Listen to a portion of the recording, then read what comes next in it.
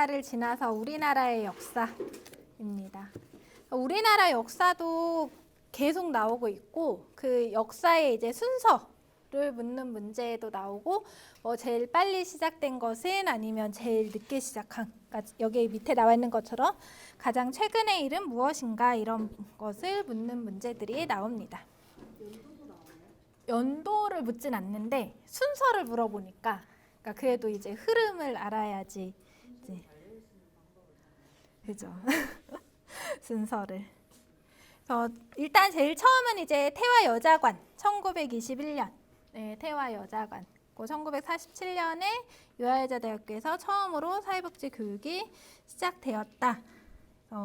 그 다음은 이제 개별 사회사업가 협회가 1965년 생기고 1967년에 한국사회사업가 협회로 개칭을 합니다. 이게 지금 그 한국사회복지사 협회로 이제 넘어오게 되죠.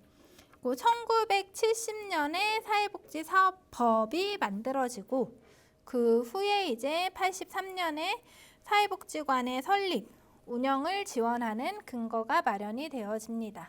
그리고 1987년에 사회복지 전문 요원 제도, 그러니까 사회복지 전담 공무원이 1987년부터 이제 시작이 되었고, 그리고 이제 1989년에 법이 개정되면서 영구 임대 아파트 단지 내에 사회복지관 설치가 의무화가 되고, 1997년에는 정신보건 사회복지사 제도가 시행이 됩니다. 그리고 2000년에 9월 7일이 사회복지의 날이다 라고 처음 제정이 되었고, 2003년부터 제1회 사회복지사 1급 자격시험이 실시가 되었습니다. 그리고 이제 2004년에 사회복지 사무소 시범 사업이 이제 실시가 되었고, 2005년에 1회 학교 사회복지사 자격시험, 그리고 2005년부터 지역사회복지협의체, 지금 지역사회보장협의체가 시행이 되어져 왔습니다.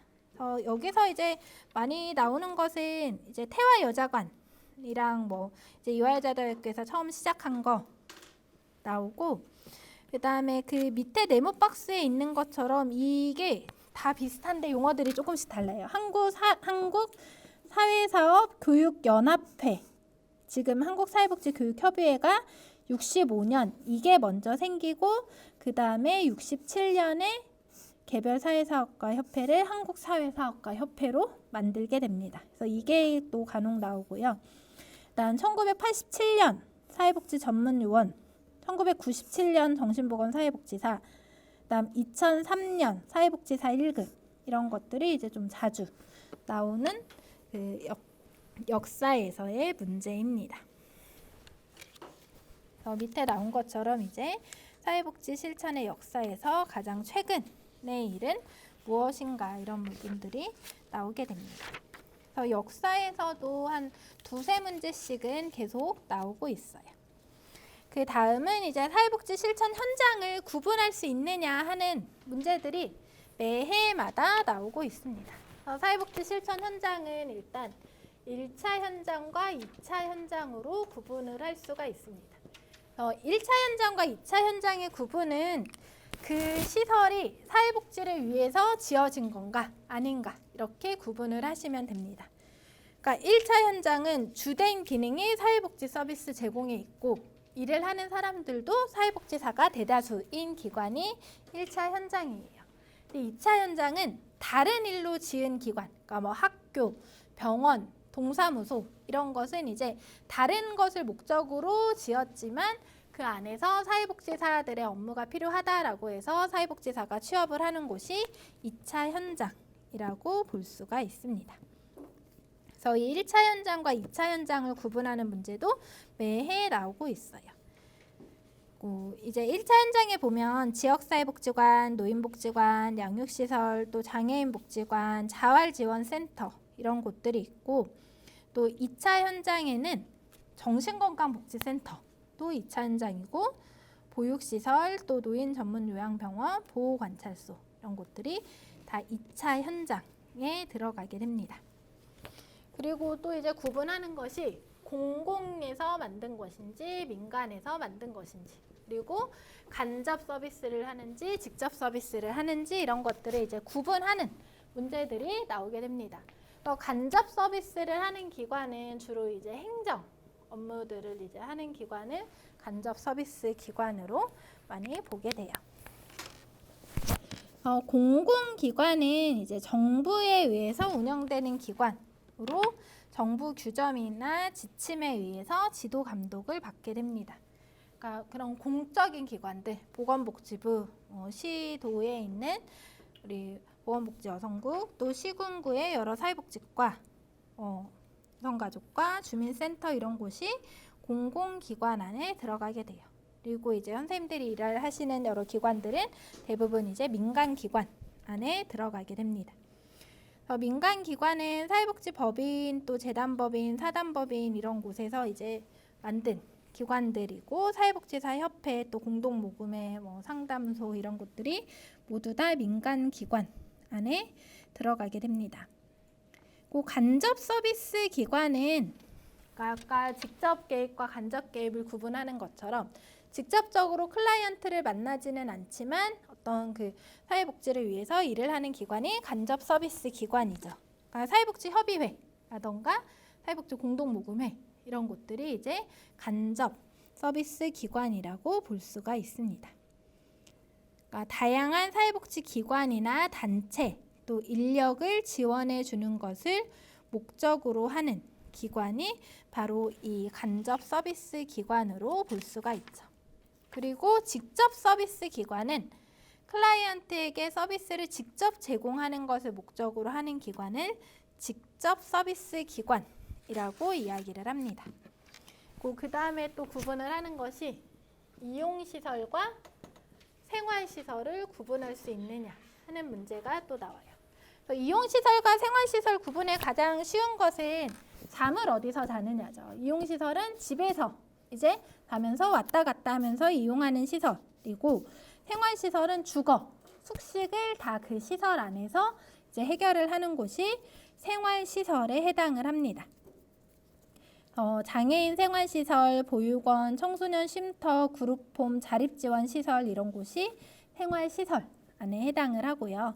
이용시설은 재가복지센터, 지역사회 종합복지관, 장애인복지관, 상담복지센터, 주간보호센터 이런 곳이 다 이용시설로 들어가게 돼요. 다시 앞장에 보시면 기출문제가 이런 식으로 좀 이제 여러 개를 달고 있어야 하는, 혹은 이제 오히려 더 명확한 거를 알면은 칠 수 있는 그런 문제들이 나옵니다. 여기 보면 이용시설, 그리고 간접 서비스, 민간기관의 예를 순서대로 나열한 것을 찾아라라고 문제가 나와 있죠. 지역아동센터는 이용일까요? 생활일까요? 이용이죠. 장애인복지관, 이용시설이죠. 청소년 쉼터, 생활시설이죠. 쉼터 안에서 다 하니까 일단 그럼 3번은 아니겠죠.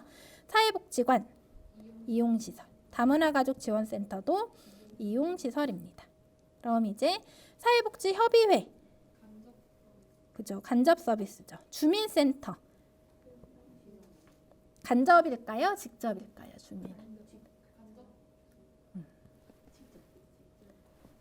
두 개를 다 하지요. 주민센터는 직접 서비스에서 직접 가서 하기도 하고 간접 서비스 제도를 연결을 해주기도 합니다. 사회복지관은 직접이죠. 노인보호 전문기관 또 직접이죠. 사회복지 공동모금회는 간접시설입니다. 그럼 이제 민간기관과 공공기관에 보면 주민센터 공공이죠. 그래서 1번도 안 되겠죠. 지역사회보장협의체는 어떨까요? 지역사회보장협의체는 민과 관이 함께 하는 기구죠. 그래서 공동위원장도 시장과 이제 민간위원장이 따로 있죠. 그래서 민과 관이 같이 하기 때문에 얘도 아니죠. 사회복지 공동모금회는 민간일까요? 공공일까요? 민간이죠. 민간입니다. 민간. 성폭력 피해 상담소도 민간이고 한국사회복지사협회도 민간이죠. 그럼 이용시설 간접 민간인 것은 5번이 됩니다.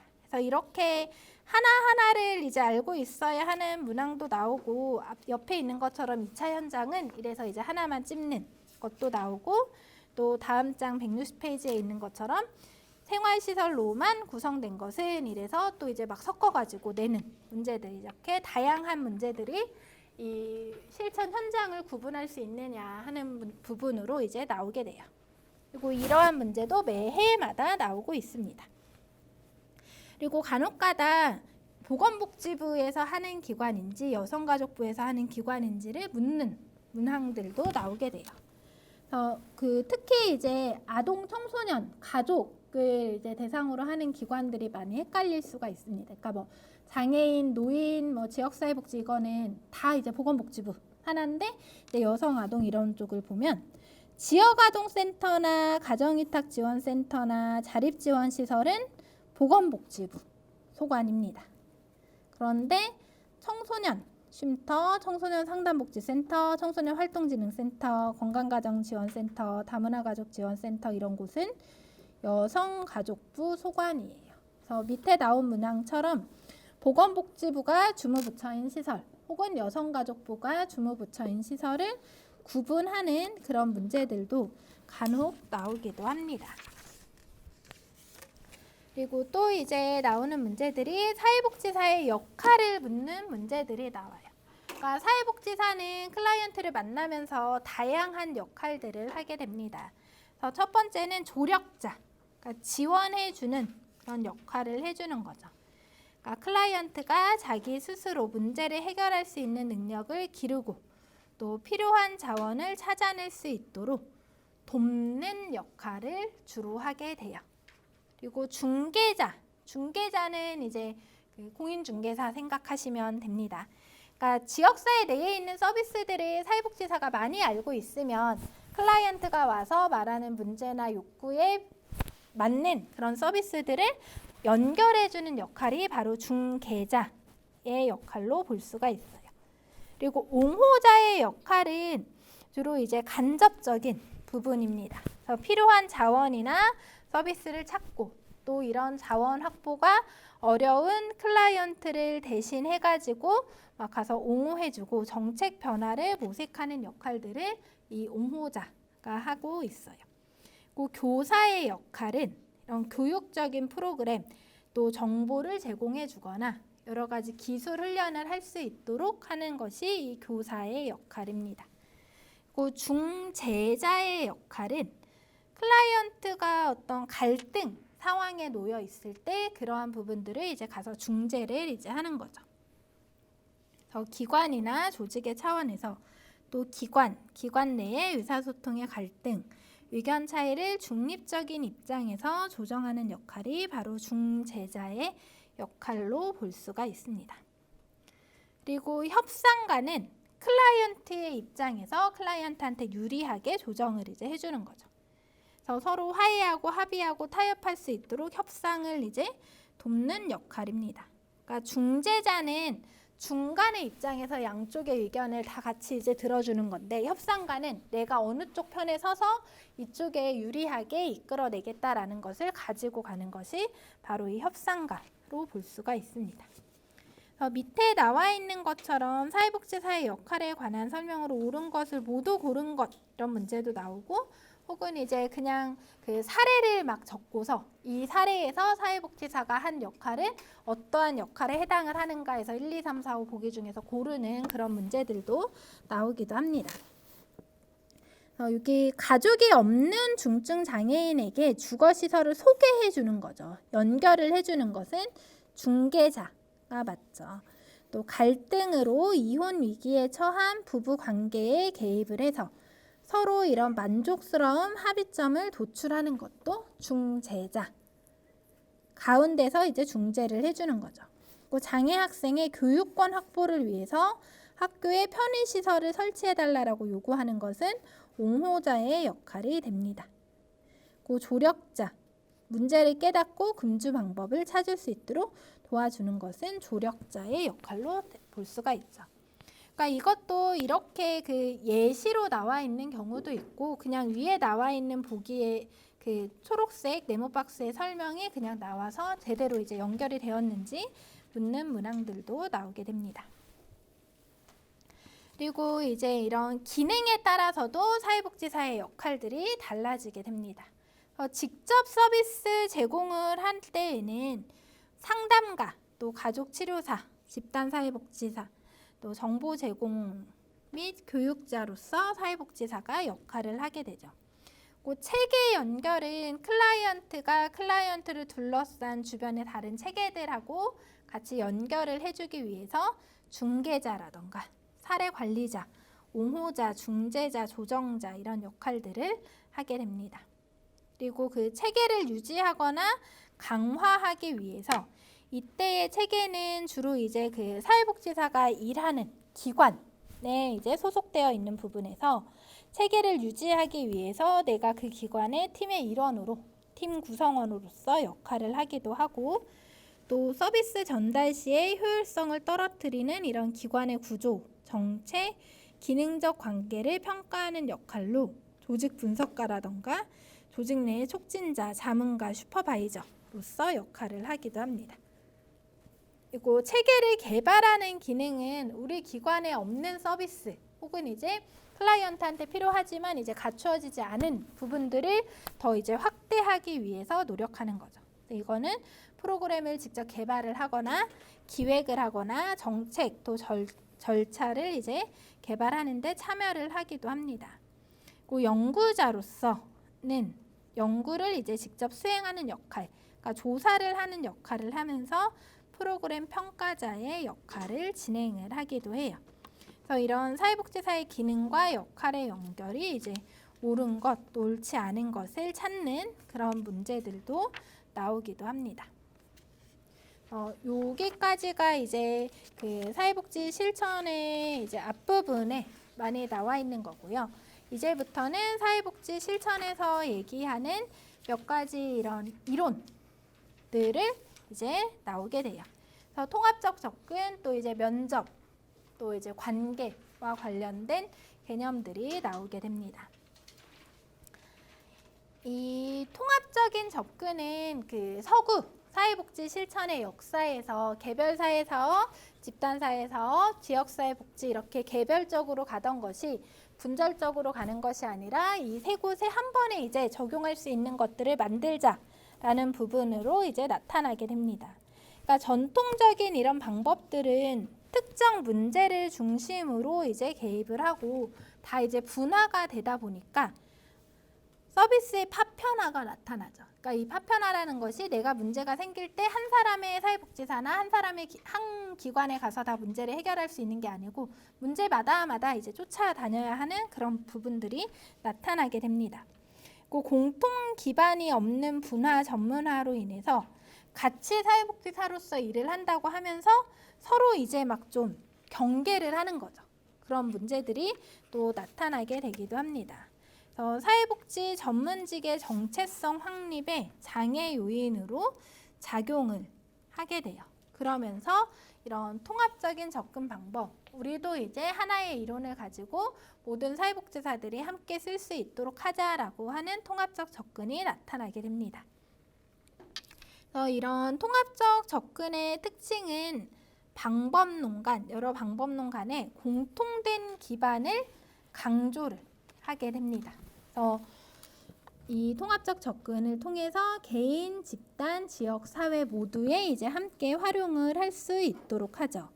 그 인간과 환경 속의 인간 그 두 체계의 공유 영역에 개입을 하고 또 클라이언트에 대한 강점 관점, 미래지향적인 관점, 존엄성을 인정해주고 클라이언트의 잠재성을 인정해주는 그런 특징들을 가지고 있습니다. 생태체계적인 관점에서 다중체계에 개입을 하게 돼요. 클라이언트를 둘러싼 미시체계, 중간체계, 거시체계 모두에 개입을 합니다. 그 문제 해결 과정, 일반주의 실천 이런 특징들을 가지고 있어요. 그 밑에 보면 통합적 방법의 특징으로 옳지 않은 것이라고 해서 나와 있는데요. 그러니까 실천에 유용한 이론적 틀로서 생태체계적 관점에 기초한다. 또 개인과 체계 간의 상호작용에 초점을 둔다. 미시적 수준부터 거시적 수준까지 다양한 체계에 개입한다. 또 인간에 초점을 두거나 환경에 초점을 두는 이 궤도 접근 방법이다. 이게 옳지 않은 것입니다. 그러니까 하나에만 초점을 두는 따로따로 보는 것이 아니라 인간과 환경을 함께 보는 하나의 이제 접근 방법이에요. 그 다음 장을 보면 이제 일반 체계 이론의 주요 개념들이 나와 있어요. 이 일반 체계 이론의 주요 개념은 우리가 그 지난주에 그 인간행동과 사회환경 시간에 생태체계 이론 할 때 나왔던 개념들이 다시 한번 나오게 됩니다.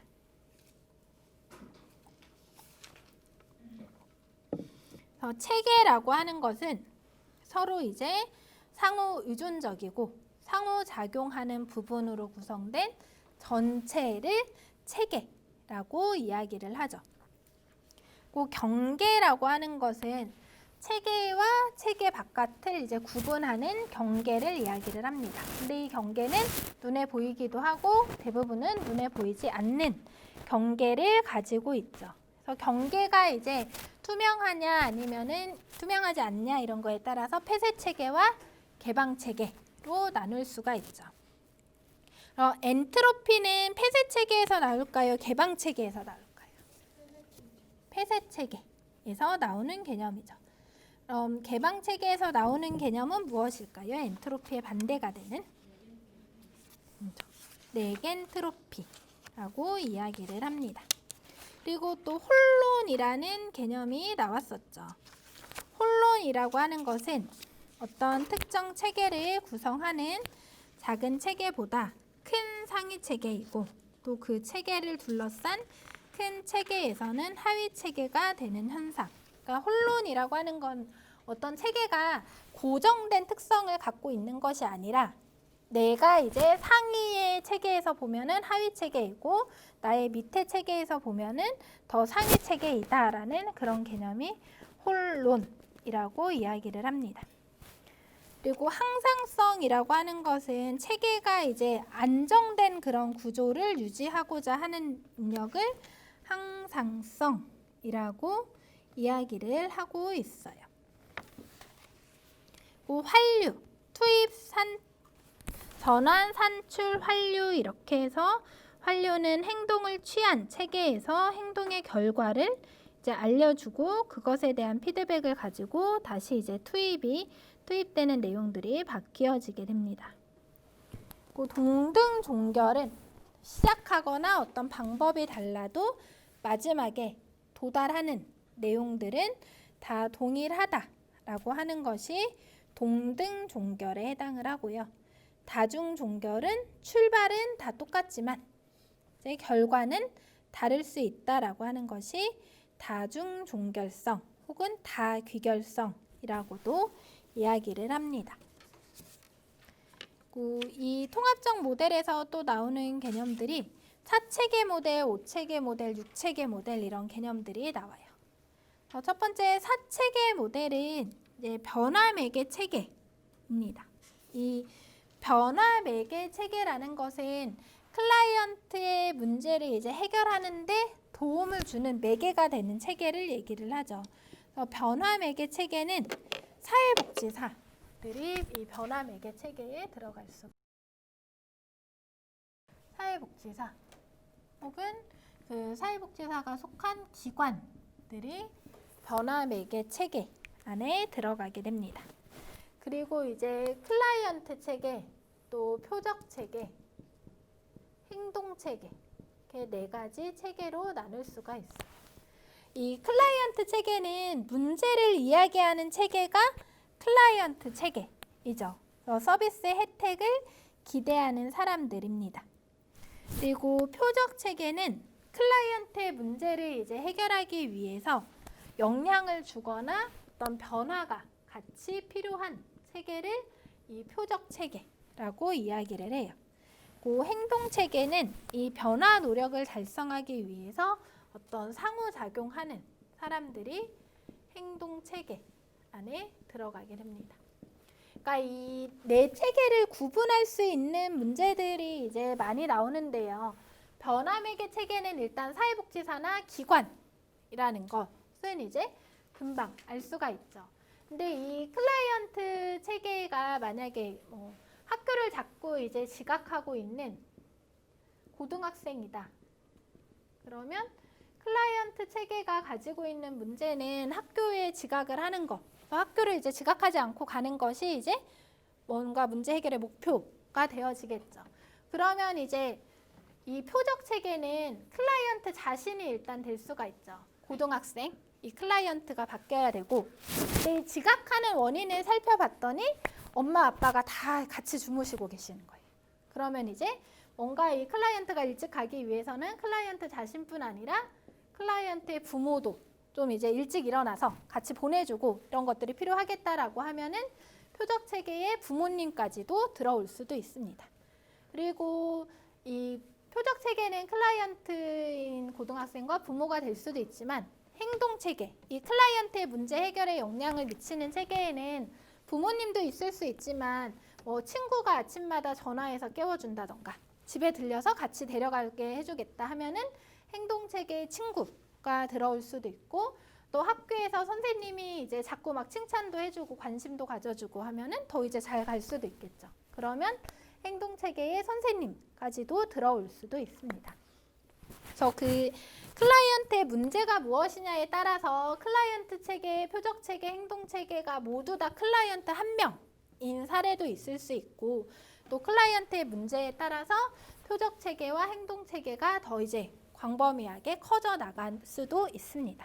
이것이 이 핑커스와 미나한이 이야기한 4체계 모델에 해당을 해요. 그 밑에 문제를 보면 핑커스와 미나한이 제시한 변화 매개 체계에 관한 설명으로 옳은 것을 물어보고 있죠.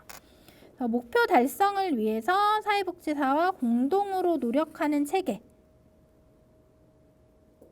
이것이 바로 이 행동 체계죠. 사회복지사와 함께 선생님, 친구도 같이 노력을 해주죠. 그 변화시킬 필요가 있는 대상, 이게 표적 체계에 해당을 합니다. 그 사회복지사와 사회복지사가 속한 기관은 변화 매개 체계, 그 서비스나 도움이 필요로 하는 사람은 클라이언트 체계, 또 법원, 경찰에 의해서 강제로 의뢰가 이루어진 사람들도 클라이언트 체계에 해당을 합니다. 그리고 이 4체계에 더해서 5체계, 6체계 막 이렇게 만들어요. 이 4체계에 더해서 전문가 체계까지 해서 5체계로 만들고, 그리고 6체계는 의뢰 응답 체계까지 해서 6체계로 만들기도 합니다. 이런 전문가 체계는 전문가를 육성하는 교육 체계, 그러니까 또 전문가 단체, 사회복지사 협회 이런 곳을 전문가 체계라고 이야기를 합니다. 그리고 의뢰응답 체계는 아까 보기에 5번처럼 법원이나 이런 곳에서 강제로 의뢰를 해서 보낸 때 이제 의뢰 체계와 응답 체계가 구분이 되어지기도 합니다. 그래서 이 의뢰응답 체계가 나오는 거는 자발적인 클라이언트가 아니라 비자발적인 클라이언트들, 그러니까 외부에서 이제 보내는 그런 체계를 구분하기 위해서 의뢰응답 체계를 더해서 이야기를 하기도 해요. 그래서 그 밑에 기출 문제처럼 이제 콤튼과 갤러웨이의 6체계의 설명과 관련해서 옳지 않은 것하고 이제 각각의 체계들이 제대로 연결이 되어져 있느냐, 이런 부분들을 구분할 수 있는지 묻는 문항들도 나오게 됩니다. 이 통합적 관점에서 이 교재에는 이제 안 나와 있는데 또 이제 더 나올 수 있는 것이 그 강점 관점을 묻는 문제들이 나와요. 그래서 뭐 역량 강화를 이제 묻는 그런 문제들도 간혹 나오고, 또 이제 그 적응 유연성, 레질리언스라고 해서 회복 탄력성과 같은 문제, 그러니까 클라이언트의 이제 병리적인 관점을 보는 것이 아니라 클라이언트의 강점을 보는 그런 문제들, 또 이제 해결 중심 모델이라고 해서 그 클라이언트한테 막 예외 질문, 기적 질문, 이 문제가 해결되면 어떨 것 같으세요? 하고 뭐 척도 질문이라고 해서 뭐 1부터 10까지 했을 때 몇 점 처럼 느껴지나요? 하는 이런 그 관점과 관련된 문제들도 이 통합적 관점 안에 같이 이제 출제가 되어지기도 합니다. 이 통합적 관점이 사회복지 실천에서, 그러니까 이전에 우리가 인간행동과 사회환경에서 배웠던 이론들은 사실 사회복지를 위해서 나타난 이론들은 아니죠. 네, 통합적 관점은 사회복지 실천에 필요한 이론들을 우리가 이제 만들어 보자라고 해서 그 만들어진 이론들이 통합적 관점 안에 나오게 됩니다. 그러면 이제 그 6장으로 가서 관계의 측면이에요. 관계. 이 관계라고 하는 것은 사회복지사와 클라이언트가 맺는 전문적인 관계를 이야기를 합니다. 사회복지 실천은 어떤 이제 도구나 정해져 있는 것을 가지고 들어가는 것이 아니기 때문에 평소에 이제 사회복지사랑 클라이언트가 어떻게 관계를 맺느냐가 그 실천의 효과에 아주 큰 영향을 이제 주게 되죠. 이런 전문적 관계의 특징은 의도적인 목적을 갖고 만나게 됩니다. 그러니까 친구를 사귈 때는 어떤 목적을 가지고 관계를 맺는 게 아니죠. 근데 그 사회복지사와 클라이언트의 관계는 클라이언트의 문제를 해결하자라는 그 목적을 가지고 관계를 맺게 돼요. 그리고 우리는 주구장창 클라이언트한테 개입을 하는 것이 아니고 어떤 개입 기간을 이제 정해놓고 시작을 하죠. 우리의 관계는 시간 제한적인 특성을 가지고 있습니다. 그리고 관계의 목적은 클라이언트를 위한 거죠. 그러니까 클라이언트의 문제를 해결하기 위한 것. 클라이언트에 대한 사회복지사의 어떤 헌신이 이제 깔려 있게 됩니다. 그리고 통제된 관계를 갖게 돼요. 그러니까 사적인 관계처럼 여러 가지 이제 정보들을 고려를 하는 것이 아니고 우리의 관계는 다 클라이언트의 그 문제를 해결하기 위한 그 범위 안에서만 가지게 되는 것. 또 이제 사회복지사가 그 관계 안에서 권위를 지니게 됩니다. 그러니까 내가 전문가로서 클라이언트한테 개입을 한다라는 것을 가지고 가는 거죠. 그리고 사회복지사는 관계에 대해서 책임을 질 수 있어야 합니다. 그 밑에 보면 전문적 관계에 관한 설명으로 옳지 않은 것. 관계 형성을 주도하는 것은 클라이언트가 아니고 사회복지사가 어떤 전문적인 특성을 가지고 관계 형성에 개입을 해야 합니다. 근데 관계 형성을 할 때 뭐 클라이언트의 자기 결정권이 중요하다고 했다라고 해서 클라이언트한테 너무 이끌려 가게 되면은 나중에 또 이제 문제가 생길 수가 있습니다. 이런 전문적 관계의 요소들이 나와 있어요. 이 전문적 관계의 요소들은 주로 이제 사회복지사가 이 전문적 관계를 갖기 위해서 갖춰야 되는 요소입니다. 클라이언트의 문제 해결을 위한 헌신, 의무가 있어야 하고 또 클라이언트에 대한 관심과 도우려는 의지가 있어야 합니다. 그러니까 정말 이제 일로서 만나는 것이 아니고 클라이언트의 문제를 이제 해결하고자 하는 그런 마음을 가지고 클라이언트를 만날 수 있어야 하죠. 그리고 권위와 권한을 갖고 있어야 합니다. 그러니까 어떤 사회적으로 부여한 권위 혹은 클라이언트가 사회복지사를 바라보면서 뭔가 이 사람한테 하고 계속 이야기를 하면은 변화가 있을 것 같다라고 느끼게 하는 그런 권위와 권한을 가지고 있어야 합니다. 그리고 진실성과 일치성은 사회복지사가 말을 하고 있는 내용이라던가 또는 비언어적인 표현 이런 것들이 이제 진실성 있게 또 이제 앞뒤가 맞도록 이야기를 해야 한다라는 부분들, 또 이제 클라이언트를 있는 그대로 받아들여주는 수용을 이제 가지고 들어가야 합니다. 그러니까 뭔가 판단을 하려고 하는 것이 아니고 또 이제 정서가 같이 동반이 되어져야 하고 클라이언트의 감정을 잘 알아차리고 클라이언트의 감정에 대해서 이제 감정이입을 해주는 부분, 또 이때에 사회복지사의 자기 노출도 이루어질 수 있어요. 그러니까 이 자기 노출은 그러니까 나에 대한 이야기도 하면서 클라이언트와 이제 신뢰 관계를 좀 더 잘 형성할 수 있도록 하는 거죠. 그리고 사회복지사의 자아 인식도 중요한데 이 자아 인식은 내가 그러니까 사회복지사 스스로 나의 가치, 내가 선호하는 것, 내가 싫어하는 것 이런 것들을 알고 있어야지만 그래도 클라이언트를 좀 이제 객관적으로 볼 수가 있죠. 근데 나의 자아 인식이 이제 제대로 되어 있지 않으면 내가 지금 클라이언트의 입장에서 이야기를 하는 것이 정말 이제 클라이언트의 문제를 해결하기 위해서 하는 것인가, 아니면 나의 이전의 경험, 그러니까 뭐 엄마하고 사이가 좋지 않은 클라이언트가 왔어요. 근데 나도 이제 청소년기에 엄마하고 사이가 좋지 않았을 수도 있죠, 사회복지사가. 근데 그런 것들이 이제 인식이 되어져 있으면 나의 경험과 클라이언트의 경험을 좀 분리해서 보려고 노력을 할 텐데 그런 게 되어져 있지 않다라고 하면은 클라이언트한테 막 감정이입을 하는 거죠. 그래서 엄마를 같이 이제 비난하고 이러한 것들을 이제 하지 않기 위해서는 클라이언트의, 아니, 사회복지사의 자기 인식이 먼저 선행이 되어져 있어야 합니다. 그리고 클라이언트가 이제 회피하려고 하는 그런 문제에 대해서 직면할 수 있도록 해주는 부분들, 또 이제 공감해주고, 이 공감에서 또 중요한 것은 사회복지사 혼자서 클라이언트의 이야기를 들으면서 막 이제 같이 이제 감정이입을 하고 있는데 그거를 클라이언트가 느끼지 못하면은 하지 않는 거죠. 그러니까 내가 너의 감정에 대해서 공감하고 있다, 뭐 같이 이제 위로를 해주고 있다라고 하는 것을 클라이언트한테 전달을 할 수 있어야 합니다.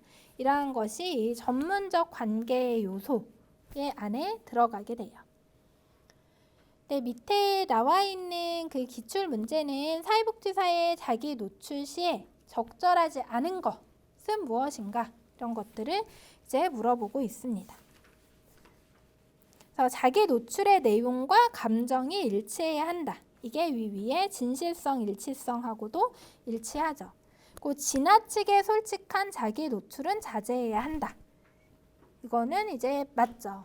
우리가 클라이언트가 관계를 맺는 거는 전문적인 관계 의도를 가지고 하는 거죠. 그러니까 사회복지사가 자기 노출을 하는 것도 클라이언트의 문제 해결에 도움이 되겠다 싶은 정도의 자기 노출만 해야지, 이제 그 밖에 이제 사적인 것들을 이제 노출을 하는 것은 자제를 하는 것이 좋습니다. 그 자기 노출은 비윤리적으로 피해야 한다. 아니죠. 자기 노출도 이제 적절하게 기법으로 활용을 할 수가 있습니다.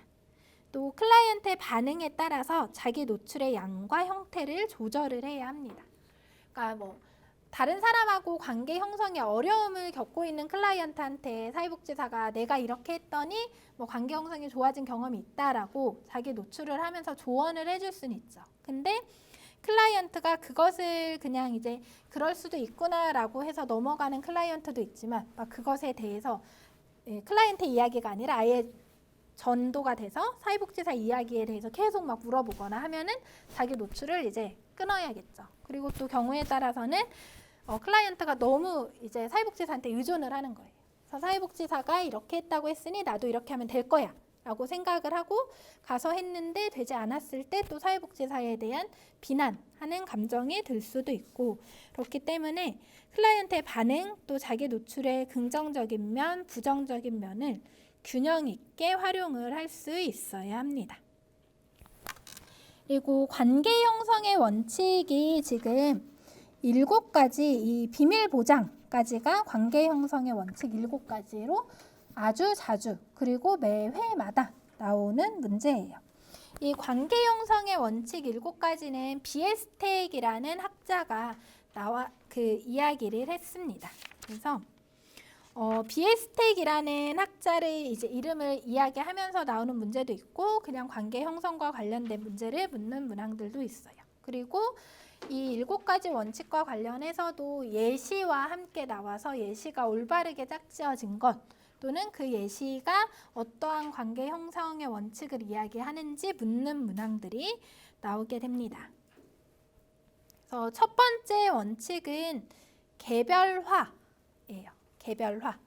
개별화라고 하는 것은 클라이언트가 개별적인 어떤 독특한 특성이 있다라는 것을 인정하고 이해하면서 개별 클라이언트를 원조하는 내용과 방법을 차별적으로 사용을 해야 한다라는 것입니다. 그러니까 우리가 그 사회복지사로 일을 오래 할수록 여러 클라이언트를 만나시겠죠. 그러다 보니까 이제 가출한 중2 여학생이 옵니다. 그러면 우리 쉼터에 왔던 이전의 여학생들을 떠올리면서 이 친구한테도 이런 식으로 개입을 하면 되겠거니 라고 결정을 하는 것이 아니라 다시 이 중2 여학생이 왜 가출을 하게 됐는지 원인도 물어보고 또 이제 그 이전의 경험은 어떠했는지 이런 것들도 물어보고 이 여학생이 어떻게 이제 하고 싶어 하는지 욕구도 물어보면서 개별화 시켜서 서비스를 제공을 해야 한다라는 개념입니다. 그 두 번째, 세 번째가 또 이제 많이 헷갈리시는 게 의도적인 감정 표현은 클라이언트가 하는 것입니다. 그래서 의도적인 감정 표현은 클라이언트가, 통제된 정서적 관여는 사회복지사가 하는 것이다. 그것을 이제 꼭 구분을 해 주셔야 합니다. 그러니까 의도적 감정 표현은 클라이언트가 본인의 감정을 자유롭게 표현하도록 돕는 것이 의도적 감정 표현이에요. 그러니까 사회복지사랑 클라이언트가 신뢰관계 형성이 잘 되어져 있으면 클라이언트가 본인의 속 이야기들을 이제 잘 할 수가 있겠죠. 그래서 그리고 이러한 감정 표현들을 하지 않고 계속 쌓아두는 것만으로도 이제 문제가 될 수도 있고 감정 표현을 바깥으로 한번 표출을 해봄으로써 그 클라이언트의 문제가 많이 이제 줄어드는 경우들도 있어요. 그리고 이 통제된 정서적 관여라고 하는 것은 클라이언트가 의도적인 감정 표현을 하도록 하죠. 그리고 클라이언트가 본인의 감정에 대해서 이야기를 합니다. 그리고 그거에 대해서 적절하게 사회복지사가 반응을 보여주는 것이 필요하다라는 것이 통제된 정서적 관여입니다. 그리고 수용이라고 하는 것은 클라이언트를 있는 그대로 이해하는 것이에요. 그러니까 뭐 가정폭력 가해자를 우리가 상담을 할 때 그 가해자가 이제 폭력을 휘둘렸던 그런 상황에 대해서 그냥 수용, 있는 그대로 수용을 하는 것. 근데 이 수용에서 허용하고 이제 구분을 꼭 지어야 합니다. 그러니까 수용은 담배를 폈어요, 청소년이. 근데 그 담배를 필 수밖에 없었던 그런 상황에 대해서 들어주고 이해를 하는 것이 수용이죠. 근데 허용이라고 하는 것은 담배를 사러 가도 된다, 담배를 펴도 된다라고 이렇게 동의를 하거나 허락을 해주는 것은 허용입니다. 그래서 수용하고 허용을 이제 구분할 수 있는지 하는 문항들도 간혹 나오기도 합니다. 그리고 비심판적인 태도는 클라이언트의 잘잘못을 이제 따지지 않는 것이 비심판적인 태도예요. 여기에서도 이제 구분을 해야 되는 것이 문제의 원인이 클라이언트의 잘못 때문인지 아닌지 또 클라이언트의 책임이 어느 정도 있는지를 심판하지 않는 것이 비심판적 태도예요. 그러니까 가정폭력 가해자한테 왜 때렸니? 막 이렇게 이제 강압적으로 하지 않고 그 클라이언트가 왜 이제 때리게 됐는지 그러한 감정, 그래서 이제 뭐 분노 조절을 할 수 있도록 뭐 가르쳐 주거나 이런 것들이 비심판적 태도에 해당해야 합니다. 근데 그렇다고 해서 비심판적인 태도가 가정폭력 가해자가 할 수 있다라고 이제 해주는 것은 아니다라는 것. 그래서 이런 것들을 좀 이제 구분해서 개념 정의를 해주셔야 합니다. 그래서 비심판적 태도는 클라이언트의 잘못에 대해서, 그러니까 클라이언트도 본인이 잘못했다는 것을 느끼고 있을 수도 있고 또 이미 여러 곳에서 너의 그 클라이언트의 행동에 대해서 비난을 받고 특히 이제 비자발적인 클라이언트 같은 경우는 법원이나 경찰이나 이런 곳에서 충분히 듣고서 사회복지사한테 의뢰가 되어서 온 거죠. 근데 그때에 사회복지사도 다른 곳에서 만났던 사람들과 동일하게 왜 때렸니? 네 행동은 잘못된 거야. 이런 관점으로 대하게 되면은 쉽게 마음을 열지를 않겠죠. 그러니까 그러한 상황이 있을 수 있었음에 대해서 이제 들어주고 또 공감해주고 그러면서 이제 그 클라이언트의 문제가 무엇인지를 이제 파악해 나가는 과정들이 필요하게 됩니다. 그 여섯 번째 원칙은 자기 결정입니다. 그래서 클라이언트가 모든 의사 결정에 참여를 할 수 있도록 하는 것이 이 자기 결정이죠. 근데 그 밑에 보면 자기 결정권이 이제 제한이 되는 경우에는 법적인 측면이나 도덕적인 측면, 또 사회기관의 기능에 따라서 제한을 받을 수도 있어요. 그러니까 우리가 보통의, 그러니까 일반적으로 자발적으로 사회복지기관을 찾아온 클라이언트들한테는 우리가 상담을 뭐 10번 할지 20번 할지는 클라이언트와 이제 합의하면서 클라이언트가 결정을 할 수 있죠. 근데 비자발적인 클라이언트, 뭐 보호 관찰 명령을 받아서 사회복지사 상담을 10번 해야 된다라고 정해서 나한테 의뢰가 된 클라이언트는 10번을 5번만 할게요라는 자기결정권은 들어줄 수가 없죠. 그래서 이런 자기결정권이 제한이 되는 경우들도 있습니다. 근데 그럴 때에도 이제 그래도 가능한 범위 안에서 시간대라던가 장소라던가 빈도라던가 이런 부분들을 이제 좀 클라이언트가 이제 결정할 수 있는 부분에서는 결정할 수 있도록 해주는 것이 필요합니다. 그리고 7번째는 비밀 보장이에요. 비밀 보장도 중요한 이 관계 형성의 원칙으로 볼 수가 있습니다. 그래서 사회복지사가 클라이언트와의 전문적 관계에서 얻은 정보를 클라이언트의 동의 없이 제3자에게 이야기하지 않는 것. 이것이 비밀 보장이에요. 근데 비밀 보장이 지켜지지 않아도 되는 때는 이제 가장 대표적인 것이 안전에 위협을 받을 때, 자살, 타살, 폭력 이런 것들을 이야기를 할 때, 또 이제 사례 회의라던가 의뢰를 하거나 슈퍼비전을 받거나 할 때도 비밀 보장이 지켜지지가 않습니다. 그래서 이런 비밀 보장의 한계와 관련해서도 제일 처음 클라이언트를 만나서 처음 접수할 때 우리는 이제 비밀 보장이 되어지지만 이러이러한 경우에는 비밀 보장이 지켜지지 않을 수 있다라고 사전에 반드시 이제 이야기를 해주는 것이 필요합니다. 그러면